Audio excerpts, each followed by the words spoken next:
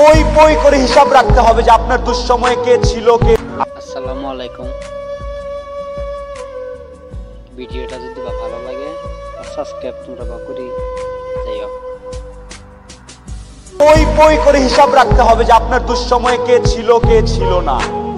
পই পই করে হিসাব রাখবেন, ডায়েরিতে দরকার লাগলে লিখে রাখবেন যে কখন চারানা চেয়েছিলাম, একটা সাপোর্ট চেয়েছিলাম, কে দেয় নাই আর কে দিয়েছে।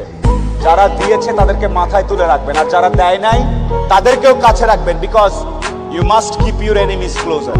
খুব কাছে রাখতে হবে যে কে কি।